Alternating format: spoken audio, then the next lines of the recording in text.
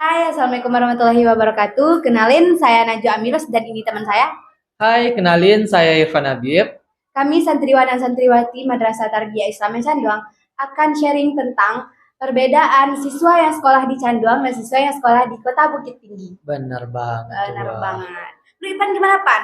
Pertama aja Pan, perbedaan karakteristik tentang wilayah Canduang dan Kota Bukit Tinggi. Oke, Wak. Karena kita tadi bahasnya tentang siswa Canduang dan siswa Bukit Tinggi, ya palingan nggak jauh lah lepas dari fasilitas gitu kan. Karena kalau misalnya di Bukit Tinggi itu kan udah wilayah kota tuh, Wak, ketimbang kita yang masih desa gitu kan dengan masyarakat yang masih homogen dan ya gitu deh, fasilitas mereka tuh lebih memadai di ketimbang kita. Fasilitas kita ada, cuman nggak memadai mereka gitu.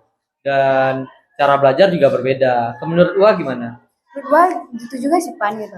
Contohnya aja mereka belajar langsung praktek gitu. Iya. Sedangkan kita teori dan prakteknya kayak minim gitu Pan gitu. Betul banget. Kalau misalnya habis belajar, bisa tuh langsung praktek. Ketimbang kita yang kalau misalnya belajar, ya prakteknya mungkin 3 bulan sekali atau 6 bulan sekali. Ya juga sih Pan. Dan kayak gaya hidup mereka tuh gimana menurut Pan? Oh, gaya hidup, ya mereka lebih hedon lah ketimbang kita. Kalau misalnya yang Irfan lihat ya, Wak, kalau misalnya mereka tuh lagi istirahat atau lagi libur, mereka tuh kan lagi hedon banget, outfitnya bagus, nongkrongnya di kafe. Kalau misalnya di Canduang, biasanya santri-santrinya itu ya pulang sekolah masih pakai sarung, baju koko, ya tradisional banget ternyata kita ya. Benar juga sih Pan gitu. Dan menurut gua ya gitu. Mereka kayak nongkrong-nongkrong itu tuh kayak gimana ya? Mungkin anak broken home gitu. Karena strict parents gitu. Beda sama kita yang kayak eh, orang tuanya bertani gitu kan. Iya. Maghrib langsung pulang dan kumpul keluarga lagi gitu.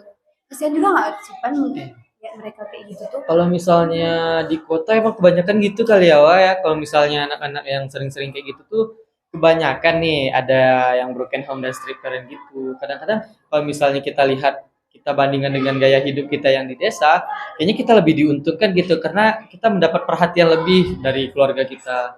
Kalau misalnya di sana orang tuanya kan kebanyakan nih PNS atau Iya, berdagang jadi gak dapat perhatian lebih gitu. Kalau Wak gimana tuh, Wak? Menurut Wak? betul banget, Pan. Contohnya aja gini, Pan, gitu. Kayak budaya katonan ampe sama tiga kata ajaib itu tuh sudah luntur banget gitu kak di mereka gitu. Kayak Iya. kurang gitu, Pan, gitu.